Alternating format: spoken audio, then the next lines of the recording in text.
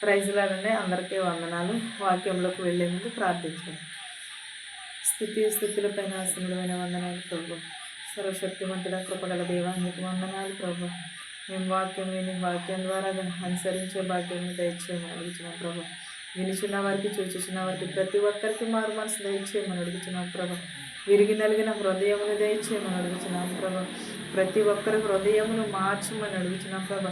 నీ వాక్యములు ప్రభు అనుసరించే ధన్యతను దయచేయమని నా ప్రార్థనను నీ పాసాన్ని చేర్చుకోమని అడుగుతున్నాను తండ్రి. ఆమేన్. యెషయా 54:14-15 చూద్దామండి ఒకసారి. నీవు నీతి గల దానివై స్థాపింపబడదు, నీవు భయపడనక్కరలేదు. బాధించువారు నీకు దూరముగా నుందురు, భీతి నీకు దూరముగా నుండును, అది నీ దగ్గరకు రానేరదు.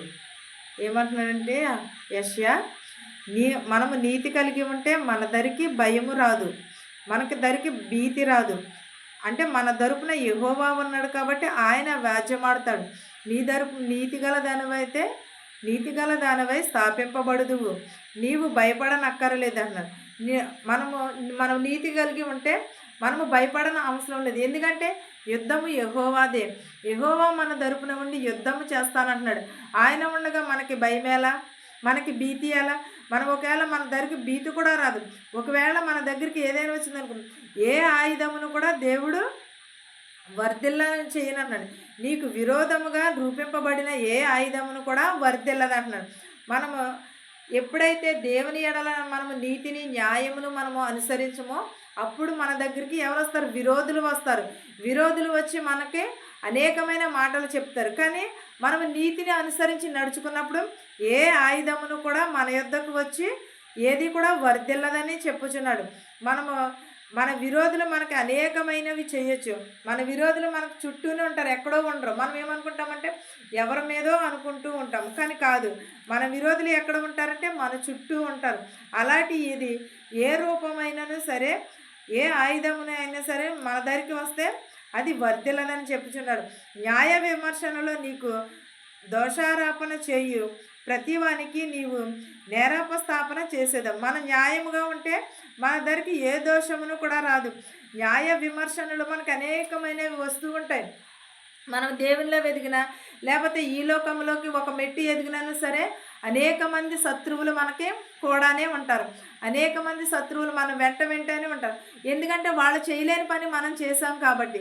వాళ్ళు చేయలేని పని మనం ఎప్పుడైతే చేసామో వాళ్ళకి ఏమంటుందంటే ఈర్షగాను కోపంగాను ఉంటుంది. ఇదేనా మేము చేయలేమా అని. కానీ మనం చేయలేనప్పుడు వారు ఆ పని చేసి చూపితే మనం చేయం కదా, వచ్చాను అనుకుంటాం. కానీ ఎదుటివారు చేసినప్పుడు దానిని మనము విమర్శించకూడదు. యెహోవా సేవకులు నీతి నా వలన కలుగుచున్నది, ఇది వారి స్వాస్థ్యము. ఇది యెహోవా వాక్కు. ఎవరి వల్ల కలుగుచున్నది? యెహోవా వల్లనే నీతి కలుగుచున్నది మనకి. ఇది ఎవరి స్వాస్థ్యము? ఇది వారి సేవకుల స్వాస్థ్యం. ఇది నీతి ఎవరిదంటే సేవకుల స్వాస్థ్యము. ఇదే యెహోవా వాక్కు అని చెప్పుచున్నాడు. యెహోవా వాక్కే తప్ప కానీ మనం నీతిని అనుసరించి నడుచుకుంటున్నామా లేదనేది మన హృదయంలో మనం ఒకసారి పరిశీలన చేసుకోవాలి. మనం ఏమనుకుంటామంటే ఎవరికి వాళ్ళే నీతిమంతులు, ఎవరికి వాళ్ళే పరిశుద్ధులు, ఎవరికి వాళ్ళే విశ్వాసులు, ఎవరికి వాళ్ళే నీతిని అనుసరించే వాళ్ళు, ధర్మమును అనుసరించే వాళ్ళు ఎవరికి వాళ్ళమే. కానీ అది నిజముగానే అనుసరిస్తున్నామా లేకపోతే పైకి అనుసరిస్తున్నామా అనేది ఒక్కసారి మనము చూసుకోవాలి. అది మానేసి మనం ఏం చేస్తామంటే నేను నీతిమంతురాల్ని, నాకంటే నీతిమంతులు లేరు, నా ప్రార్థనే ఆలకిస్తాడు దేవుడు, నేనే విశ్వాసురాల్ని అని అనుకోవటం కాదు. ఎవరి ప్రార్థన అయినా సరే దేవుడు ఆలకిస్తూ ఉంటాడు. కాదంటే మనం ఏమి చేయాలంటే మనం నిజముగానే ప్రార్థిస్తున్నామా లేకపోతే నామకార్థంగా ప్రార్థిస్తున్నామా అనేది ఒక్కసారి మనము పరిశీలన చేసుకుంటే మనకి సమస్తమును కూడా సాధ్యమవుతుంది. మనం ఏం చేస్తామంటే నా ప్రార్థనే వినాలి దేవుడు అని అనుకోవడం కాదు. మనం నీతి కలిగి మనం నీతిని ఎప్పుడైతే అనుసరించి నడుచుకుంటామో అప్పుడు దేవుడు ప్రతి ఒక్కరి ప్రార్థనలు కూడా ఆలకిస్తూ ఉంటాడు. ఎఫెసీయులకు 1 చూద్దామండి. కావున మీరు ప్రియులైన పిల్లల వలె దేవుని పోలి నడుచుకునుడి. ఎలాగో మనం దేవుని పిల్లల వలె పోలి నడుచుకోవాలి. ప్రియమైన పిల్లల వలె దేవుని పోలి నడుచుకోవాలి. దేవుని రూపంలో మనల్ని సృజించాడని మనము దేవుని పోలి నడుచుకుంటున్నామా? ఒకవేళ ఒక తల్లికి పుట్టిన 5గురే కూడా ఎంతమంది బిడ్డలు ఉన్నా సరే ఒకేలాగా ఉండరు. ఎందుకంటే దేవుడు అందరినీ ఒకేలాగానే చేశాడు. కానీ ఈ భూమి మీదకి వచ్చిన తర్వాత ఎవరికి వారే స్వార్థాలుగా, ఎవరికి వారే దూషణగా, అసూయలుగా మారిపోయి ఏం చేస్తున్నారంటే ఎవరికి నచ్చిన రీతిని వాళ్ళు ఎంచుకుంటున్నారు. ఎవరికి నచ్చినట్టు వాళ్ళు బ్రతుకుతున్నారు. కానీ దేవుని పోలికలో మనం ఉన్నాము. ఆయన మన రూపమును సృజించాడు. ఆయన జీవాయువును మనకు పోసాడు అని మనం దేవునిని పోలి నడుచుకోవాలి కదా. మన ఇష్టానుసారంగా నడుచుకోకూడదు కదా. ఈ దేహము ఎవరిది? దేవునిది. దేవుని దేహము, దేవుని రూపము, దేవుని ఊపిరి మనకిచ్చాడు కదా. ఆయనను పోలి నడుచుకోవాలని ఎప్పుడైనా మన హృదయంలో మనం అనుకున్నామా? ఎప్పుడైనా ఒక్కసారి అయినా సరే ఆలోచన వచ్చినదంటారా? ఒక్కసారి మనం పరిశీలన చేసుకుంటే తెలుస్తుంది. ఇది దేవుని రూపం కదా, దేవునిని పోలి మనము నడుచుకోవాలి. ఒకవేళ ఎవరైనా సరే అలా నడుచుకున్నా వారిని ఏం చేస్తారంటే ఎగతాళి, ఎక్కిళ్ళని మాటలు మాట్లాడుతుంటారు. కానీ అలాంటి వారికి ఒకరోజు తీర్పు ఉన్నది ప్రతి ఒక్కరికి. ఆ రోజున దేవునికి లెక్క అప్పగించుకోవాలి మనం. క్రీస్తు మిమ్మును ప్రేమించి పరిమళ వాసనగా ఉండుటకు మన కొరకు తనను తాను దేవునికి అర్పణగాను బలిగాను అప్పగించుకునేను. అలాగనే మీరును ప్రేమ కలిగి నడుచుకునుడి. ఎవరైనా ఈ లోకంలో ప్రేమ కలిగి ఎవరు నడుచుకుంటున్నారు? ఎలాగనే క్రీస్తు మిమ్మల్ని ప్రేమించి పరిమళ వాసనగా ఉండుటకు మన కొరకు తనను తాను దేవునికి అర్పణగాను బలిగాను అప్పగించుకునేను. అలాగనే మీరు కూడా ప్రేమ కలిగి నడుచుకునుడి. ప్రేమ కలిగి నడుచుకోవాలంటే ఏముండాలి? మనలోని ద్వేషము విడిచిపెట్టాలి, అసూయ విడిచిపెట్టాలి, జారత్వము విడిచిపెట్టాలి, ఏ భేదము లేకోకుండా మనము ఉండాలి, అపవిత్రత విడిచిపెట్టాలి, లోభత్వము విడిచిపెట్టాలి. వీటి పేరైనా సరే మనము ఎత్తకూడదు. మనం దేవునిని పోలి నడుచుకోవాలంటే మీలో జారత్వమే కానీ, ఏ విధమైన అపవిత్రాత్మయే కానీ, లోభత్వమే కానీ వీటిని పేరైనను ఎత్తకూడదు. ఇది పరిశుద్ధులకు తగినది కాదు. జారత్వం కానీ అపవిత్రత కానీ ఒకవేళ పేరు ఎత్తితే అది పరిశుద్ధులకి అది మంచిది కాదంటండి. ఎవరికి? పరిశుద్ధులకి. పరిశుద్ధులమని చెప్పుకోవడం కాదు, ఇది అనుసరించి నడుచుకోవటంలోనే ఉన్నది. వాటి పేరైనను ఎత్తకూడదు. ఎత్తితే అది పరిశుద్ధులకి తగినది కాదని చెప్పుచున్నాడు. కృతజ్ఞత వచనమే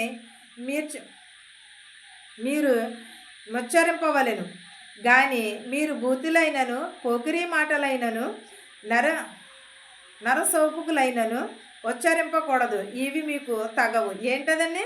మనము దేవునిలో నడుచుకున్నప్పుడు, పరిశుద్ధాత్మ మన ఉన్నప్పుడు కృతజ్ఞతా వచనము వలె ఉండాలి కానీ మీరిచ్చుకప్పు మాటలు మాట్లాడకూడదు అన్నాడు. మీరిచ్చరింపవలెను కానీ మీరు బూతులు తిట్టకూడదు, పోకిరి మాటలు ఆడకూడదు,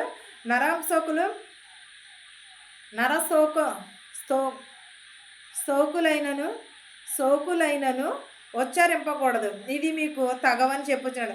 మనం దేవునిలో ఎదిగినప్పుడు ఇవన్నీ కూడా విడిచిపెట్టాలి. ఇవన్నీ కూడా విడిచిపెడితేనే మనకి దేవుడు హెచ్చిస్తానని చెప్పుచున్నాం.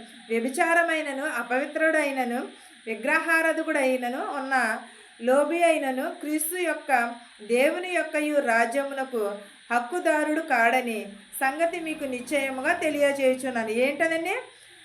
ఇవన్నీ ఉంటే ఏంటది? వ్యభిచారం ఉన్నా కూడా, అపవిత్రుడైనను కూడా, విగ్రహారాధనైనను కూడా, లోభత్వం ఉన్నా కూడా దేవుని రాజ్యమునకు హక్కుదారుడు కాదని అంటున్నాడు. వ్యభిచారం కానీ, లోభత్వం కానీ ఇవన్నీ ఉంటే దేవుని రాజ్యాలకు వారసులు కాదు అని చెప్పుచున్నాడు. వ్యభిచారమైనను, లోభత్వమైనను, విగ్రహారాధకుడైనను క్రీస్తు యొక్క దేవుని యొక్క రాజ్యమునకు హక్కుదారుడు కాడని సంగతి మీకు నిశ్చయముగా తెలియచేయుచున్నాను. వ్యర్థమైన మాటల వలన ఎవడను మిమ్మును మోసపరచనీయుకుడి. ఇట్టి క్రియలను వలన దేవుని ఉగ్రత విరోధులైన వారి మీదికి వచ్చును గనుక మీరు అట్టి వారితో పాలివారై ఉండకుడి. ఎలాగూ? వ్యర్థమైన మాటలు మాట్లాడే వారితో మనము ఎలా ఉండాలి? దూరంగా ఉండాలి. వ్యర్థమైన మాటలు, పోకిరి మాటలు, వ్యభిచారమైన మాటలు, దొంగ మాటలు మాట్లాడే వారికి మనము దూరంగా ఉండాలని చెప్పుచున్నాడు స్వయంగా. ఎపేసీలకు రాసిన పత్రికల ఆయన చెప్పుచున్నాడు. ఏమని? వ్యర్థమైన మాటలకు, పోకిరీ మాటలకు, క్రియలకు, దేవుని ఉగ్రతకు అవిధేయులై ఉన్న వారి మీద మీరు వచ్చుచున్నారు గనుక మీరు అట్టి వారితో పాలువారయ్యి ఉండకూడని అంటున్నాడు. మన నిజమే కదండి.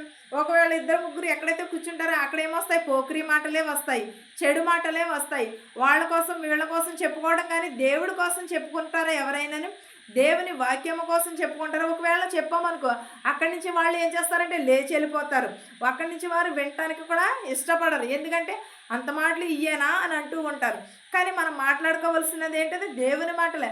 అదే ఏలకోలం మాటలు, ఏకాశకం మాటలు అంటే అందరూ కూడా గుంపు కూడేస్తారు, అందరూ కూడా వచ్చి పాల్గొంటారు. కానీ దేవుని మాటలలో ఎవరను కూడా పాల్గొనేవారు. ఒకవేళ ఫోన్లు చేసుకున్నా ఏది చేసినాను కూడా పోకరి మాటలు ఈ వీటికి లోబడతారు తప్ప కానీ దేవుని వాక్యానికి కానీ దేవునికి కానీ లోబడి ఉండలేదు. ఎందుకంటే దేవుని రూపంలో మనము ఉన్నాము, దేవుని పోలి మనము నడుచుకోవాలి కానీ ఈ మనుషులను పోలి కాదు. ఈ వాక్యమును మీకును మాకును మనందరికీ తోడై ఉండను గాక. ఆమేన్. ప్రార్థించుకుందాం. కృపగల దేవా, దయగల మా తండ్రి, నీకు వందనాలు ప్రభా. సర్వోన్నతమైన స్థలములలో కొనియాడబడుచున్న దేవా, నీకు వందనములు, నీకు స్తోత్రాలు. నేను గడిచిన కాలం అంతే మమ్మల్ని కాచి కాపాడి సజీవ రెక్కలలో ఉంచినది నీకు స్తోత్రాలు. నాయన మా శత్రువులు మిత్రువుని దీవించమని అడుగుతున్నాం ప్రభా. ధనికులనేమి భేదాలనేమి దీవించమని అడుగుతున్నాము నాయన ప్రభా. ప్రతి ఒక్కరి కుటుంబంలో శాంతిని సమాధానం దయచేయమని అడుగుతున్నాం ప్రభా. ప్రతి ఒక్కరికి ప్రభా మారు మనసు దయచేయమని అడుగుచున్నాం ప్రభా. ధనికులనేమి భేదాలనేమి ప్రతి ఒక్కరికి మారు మనసు దయచేయమని అడుగుచున్నాం ప్రభా.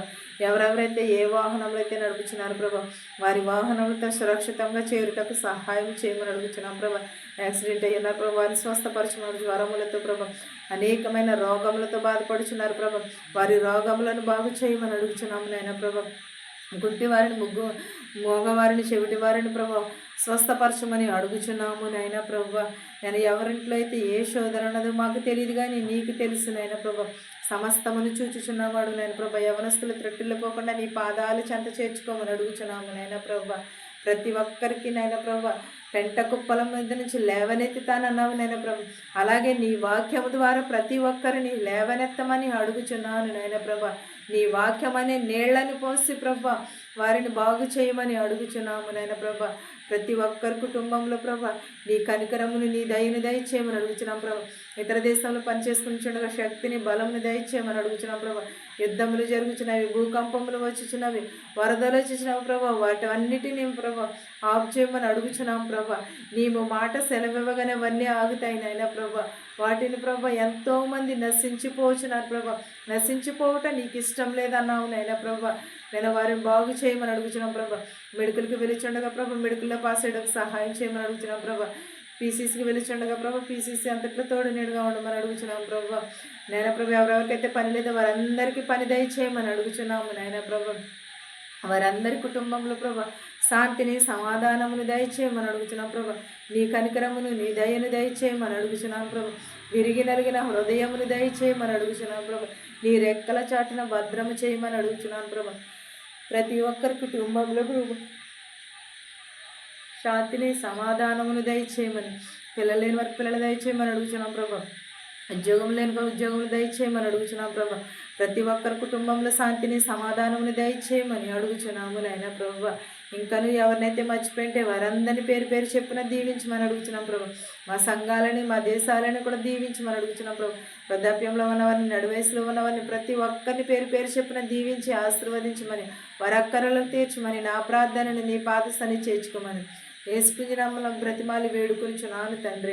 ఆమేన్. పరలోకమందున్న మా తండ్రి, నీ నామము పరిశుద్ధపరచబడును గాక, నీ రాజ్యం వచ్చును గాక, నీ చిత్తము పరలోకమందు భూమియందు నెరవేరినట్లును మా అనుదిన ఆహారం నేడు మాకు దయచేయము. మా రుణస్తులను మేము క్షమించిన ప్రకారము మా రుణములను క్షమించుము. దుష్టు నుండి, శోధన నుండి తప్పించుము. రాజ్యమును, శక్తియు, మహిమయు నిరంతరము నీవై ఉన్నావు మా తండ్రి. ఆమేన్. ఆమేన్. అందరికీ వందనాలు.